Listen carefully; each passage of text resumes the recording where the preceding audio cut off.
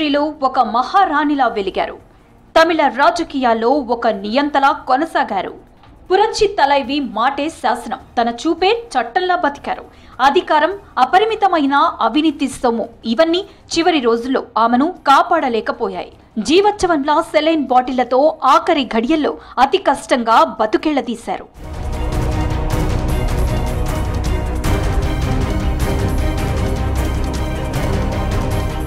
మన దేశంలోని సంపన్న ముఖ్యమంత్రుల్లో ఒకరిగా జీవించినంతకాలం విలాసవంతమైన ఆడంబర జీవితాన్ని గడిపిన జయలలిత ఆస్తుల చిట్టా వివరాల కథనాలు ఎప్పుడు తెరపైకొచ్చినా ఆసక్తికరంగానే ఉంటాయి.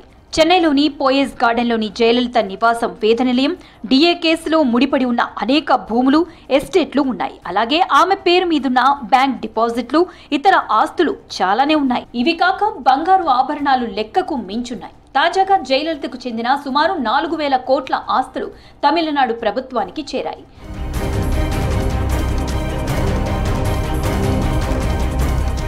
తమిళనాడు దివంగత సీఎం నటి జయలలిత రాజకీయాల్లోనూ సినిమాల్లోనూ తనకంటూ ప్రత్యేక గుర్తింపు తెచ్చుకున్నారు. కానీ ఆదాయానికి మించి ఆస్తులు కూడగట్టుకున్నారన్న కేసులో ఆమె దోషిగా తేలడంతో రాజకీయ విమర్శలు, అనేక కేసులను కూడా ఎదుర్కోవాల్సి వచ్చింది. జయలలిత పెళ్లి చేసుకోకపోవడంతో వారసులు లేరు. జయలలిత సంపాదించిన ఆస్తి మొత్తం ఆమె మరణం తర్వాత ఎవరికి పోతుంది అనే ప్రశ్నలు గత కొన్ని సంవత్సరాలుగా అందరినీ వెంటాడాయి. ఈ నేపథ్యంలోనే జయలలితకు చెందిన జప్తు చేసిన ఆస్తులన్నింటినీ తమిళనాడు ప్రభుత్వానికి అందచేయాలని గత కొన్ని రోజుల క్రితమే సిబిఐ కోర్టు ఆదేశించింది. ఈ నేపథ్యంలోనే బెంగళూరులోని పరప్పన అగ్రహారం జైల్లో భద్రపరిచిన జయలలితకు చెందిన ఆస్తి పత్రాలను కోర్టు అధికారులు తమిళనాడు రాష్ట్ర ప్రభుత్వానికి ఈ నెల 14వ తేదీ శుక్రవారం రోజు భద్రంగా అందించారు.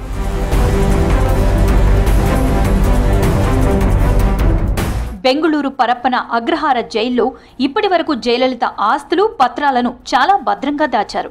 10,000 చీరలు, 750 చెప్పుల జతలు, 27 కిలోల బంగారం, వజ్రాభరణాలు, రత్నాలు, 601 కిలోల వెండి వస్తువులు, 1672 ఎకరాల వ్యవసాయ భూముల పత్రాలు, నివాసాలకు సంబంధించిన దస్తావేజులు, 8,376 పుస్తకాలను స్టాలిన్ సర్కార్కు అప్పగించారు. అంతకుముందు వీటిని తమిళనాడుకు తీసుకువెళ్లేందుకు భారీ భద్రతతో అధికారులు 6 ట్రంకుపెట్టెలను తీసుకువచ్చారు.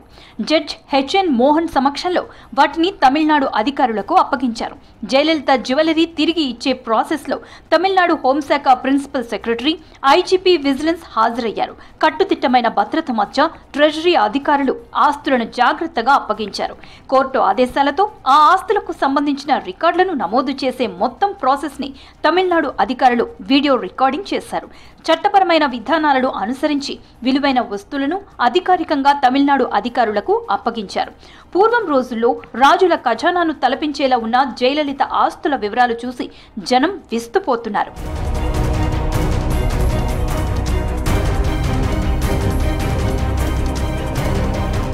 జయలలిత అక్రమార్జనకు సంబంధించిన కేసు 2004లో తమిళనాడు నుంచి కర్ణాటకకు బదిలీ అయింది.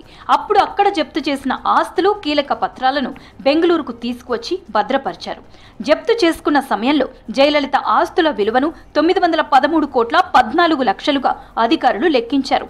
ఇప్పుడు ఆ ఆస్తుల విలువ కనీసం 4,000 కోట్లుగా ఉండొచ్చని అనధికారికంగా తెలుస్తోంది. మరోవైపు మొదటి నుంచి జయలలిత ఆస్తులకు తామే అసలైన వారసులమని ఆమె మేనకోడలు జె దీప, మేనల్లుడు జె దీపక్ పోరాడుతున్నారు. జయలలిత ఆస్తులను తమకే అప్పగించాలని దీప వేసిన పిటిషన్ ని కర్ణాటక హైకోర్టు రీసెంట్ గా కొట్టివేసింది. కర్ణాటక హైకోర్టు తీర్పును సవాల్ చేస్తూ సుప్రీంకోర్టులో వేసిన పిటిషన్ ను అక్కడి ధర్మాసనం తోసిపుచ్చింది.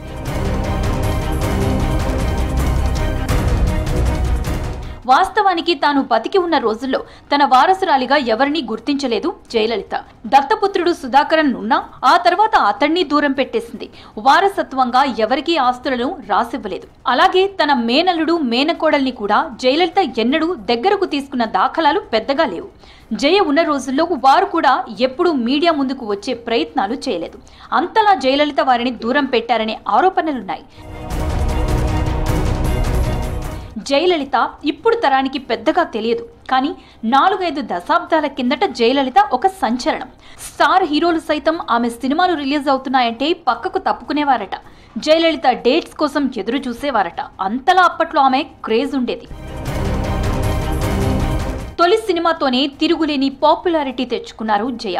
ఆ తర్వాత ఆమె వెనక్కి తిరిగి చూసుకోవాల్సిన అవసరం రాలేదు. తెలుగు, తమిళ, కన్నడ, హిందీ, మలయాళం భాషలతో సంబంధం లేకుండా అన్నింటిలో నటించి తిరుగులేని క్రేజ్ తెచ్చుకున్నారు. జయలలిత ప్రస్తుతం కర్ణాటక మైసూర్లోని మాండ్య జిల్లాలోని పాండవపుర తాలూకాలోని మేలూర్కోట్ గ్రామంలో అయ్యర్ కుటుంబంలో జన్మించారు. జయలలిత అసలు పేరు కోమలవల్లి. ఆమె తండ్రి పేరు జయరాం. ఆయన వృత్తిరీత్యా న్యాయవాది. ఆమె తల్లి పేరు వేదవల్లి. జయలలిత తల్లి వేదవల్లి ప్రముఖ నటిగా పేరు సంపాదించారు. బాల్యంలో జయలలితకు సినిమాలపై అంతగా ఆసక్తి లేదు. ఆమె ఎప్పుడూ నటి కావాలని కోరుకోలేదు. బలవంతంగా ఆమె సినీ రంగంలోకి వచ్చారని చెప్తూ ఉంటారు. జయలలిత తండ్రి ఆమెను లాయర్గా చూడాలనుకున్నారు. అయితే ఆమె తల్లి జయలలితను చిన్నతనంలోనే సినీ రంగంలోకి తీసుకువచ్చారు. జయలలిత కేవలం తన 15 ఏళ్ల వయసులోనే సినిమాల్లో నటించారు. ఎంజీఆర్, ఎన్టీఆర్ వంటి దిగ్గజ హీరోల సరసన నటించి మెప్పించారు. ఎంజీఆర్ సరసన ఎన్నో సినిమాల్లో నటించారు. కేవలం సినిమాల్లోనే కాదు, రాజకీయాల్లో కూడా తనదైన ముద్ర వేశారు. జయలలిత రాజకీయాల్లోకి రావడానికి కారణం ఎంజీఆరే. ఈయన రాజకీయాల్లోకి వచ్చిన తర్వాత ఆయన అడుగుజాడల్లో పాలిటిక్స్ లోకి ఎంట్రీ ఇచ్చారు జయ. ఎంజీఆర్ మరణం తర్వాత ఆయన వారసురాలిగా కొనసాగారు. 1984 నుంచి 1989 వరకు జయలలిత తమిళనాడు నుంచి రాజ్యసభ సభ్యురాలిగా ఉన్నారు. ఎంజీఆర్ మరణానంతరం అన్నా డీఎంకే పార్టీ బాధ్యతలు చేపట్టారు. ఆ తర్వాత 1991లో తొలిసారి తమిళనాడు ముఖ్యమంత్రిగా ప్రమాణ స్వీకారం చేశారు. అన్నా డీఎంకే అధికారంలో ఉన్నప్పుడు జయలలిత ఆదాయానికి మించిన ఆస్తులు కూడబెట్టారని ఆమెపై పెద్ద ఎత్తున ఆరోపణలొచ్చాయి. జయలలిత ఆదాయానికి మించి ఆస్తులు కూడబెట్టారని ఆరోపిస్తూ 1996లో అధికారంలోకి వచ్చిన డీఎంకే హయాంలో కేసు నమోదైంది. 1991 నుంచి 1996 మధ్య ముఖ్యమంత్రిగా ఉండగా జయలలిత అధికారాన్ని అడ్డుపెట్టుకుని అపరిమితమైన ఆస్తులు కూడబెట్టారని సుబ్రహ్మణ్య స్వామి చేసిన ఫిర్యాదు ఆధారంగా ఆమెపై కేసు నమోదైంది. జయలలిత దత్తపుత్రుడిగా చెప్పబడే సుధాకరన్ వివాహం 1995లో ఒక వేడుకగా అంగరంగ వైభవంగా జరిగింది. అప్పట్లో జయలలిత లైఫ్ స్టైల్ పై అంతర్జాతీయ చర్చ జరిగేది. ఆమె హయాంలో తమిళనాడు కలర్ టీవీ కుంభకోణం దేశాన్ని కుదిపేసింది. ఆ తర్వాత డీఎంకే అధికారంలోకి రాగానే అవినీతి అక్రమాల కేసు నమోదైంది. జయలలితతో పాటు ఆమె సన్నిహితురాలు శశికళ, సుధాకరన్, ఇలవరసి నలుగురిపై కూడా నమోదైంది. కేసు విచారణ తమిళనాడులో ఉంటే ప్రభావితం ఉంటుందన్న పిటిషన్తో కర్ణాటక కోర్టుకు బదిలీ కాగా అక్కడే విచారణ జరిగింది. ఈ కేసులో సుప్రీంకోర్టు తీర్పు రాకముందే జయలలిత అనారోగ్యంతో 2016న మరణించారు. దీని తరువాత శశికళ, ఇలవరసి, సుధాకరన్ బెంగళూరులోని పరప్పన అగ్రహార జైల్లో 4 సంవత్సరాలు జైలు శిక్ష అనుభవించారు. మొత్తం శిక్ష పూర్తయిన తర్వాత వారిని విడుదల చేశారు. జయలలిత ఆదాయ వనరులకు మించి ఆస్తులు కూడబెట్టిన కేసులో దోషిగా తేలారు. 2016తో ఆమె మరణించిన తర్వాత ఈ కేసు విచారణను కోర్టు నిలిపివేసింది. అయితే ఆమె ఆస్తుల జప్తును సుప్రీంకోర్టు సమర్థించింది. జయలలితపై ఉన్న కేసులు కొట్టివేసినందున ఆమె ఆస్తులను జప్తు చేయకూడదని జయలలిత మేనకోడలు జె దీప, మేనల్లుడు జె దీపక్ వాదించారు. అయితే ప్రత్యేక కోర్టు ఈ కేసులో ఇతరులను దోషులుగా నిర్ధారించిందని, అందువల్ల ఆస్తుల జప్తు చెల్లుబాటు అవుతుందని హైకోర్టు తీర్పిచ్చింది. తమిళనాడుకు ముఖ్యమంత్రిగా పనిచేసిన జయలలిత ప్రజలకు అనేక సంక్షేమ పథకాలు ప్రవేశపెట్టారు. ఇప్పటికీ అక్కడి ప్రజలు జయను అమ్మ అని చాలా ఆప్యాయంగా పిలుచుకుంటున్నారంటే అక్కడి ప్రజల గుండెలో జయలలిత ఎంతటి స్థానాన్ని సంపాదించుకున్నారో అర్థం చేసుకోవచ్చు. తమిళనాడులో జయలలిత ప్రజాదరణ పొందిన నటిగా మాత్రమే కాకుండా మహిళా నేతగా, సామాజిక కార్యకర్తగా గుర్తింపు పొందారు. 6 సార్లు తమిళనాడు ముఖ్యమంత్రి కావడం ఆమె రాజకీయాల్లో సాధించిన అమోఘ విజయంగా చెప్తుంటారు. భ్రూణ హత్యల నివారణకు ఆమె క్రెడిల్ టు బేబీ స్కీమ్ ని ప్రారంభించారు. అమ్మ బ్రాండ్ ప్రారంభించి ఈ పేరుతో దాదాపు 18 ప్రజా సంక్షేమ పథకాలు అమలు చేశారు. అమ్మ పేరుతో అమలైన పథకాలు పూర్తిగా ఉచితం లేదా భారీగా రాయితీలు అందించేవి. పట్టణ పేదలకు ₹1 ఆహారం అందించేందుకు ఆమె అమ్మ క్యాంటీన్ ని ప్రారంభించారు. జయలలిత తన 68వ ఏట 2016 డిసెంబర్ 5న అనారోగ్యంతో చనిపోయారు. జయలలిత మరణించిన సమయంలో ఎన్నో ఆస్తుల వివరాలు, బ్యాంక్ బ్యాలెన్స్ గురించి చర్చకొచ్చాయి. తమిళనాడులో ప్రతిసారి డిఎంకే అన్నా డిఎంకే పార్టీల మధ్య వైరం ఉండేది. అధికారంలోకి వచ్చినప్పుడల్లా జయలలితను కేసులతో కల్లోలపరచాలని చూసిన డిఎంకే చాలాసార్లు భంగపడింది కూడా.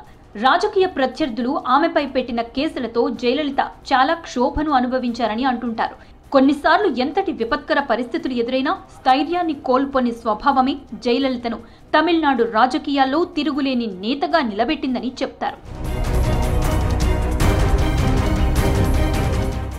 జయలలిత పేరు చెప్పుకొని శశికళ మరికొందరు అన్నా డిఎంకే నేతలు తమిళనాడుని అడ్డగోలుగా దోచుకున్నారనే ఆరోపణలు ఇప్పటికీ ఉన్నాయి. ఆమె చుట్టూ ఉన్నవాళ్లు జయ ఒంటరి జీవితాన్ని ఆసరాగా చేసుకుని దొరికినంత దోచుకున్నారనే విమర్శలు ఉన్నాయి. జయ మరణం అందరికీ ఒక గుణపాఠం. ఆమె ఎంత సంపాదించినా, అన్ని వేల కోట్ల రూపాయలు కూడబెట్టినా చివరికి ఏం చేయగలిగారు?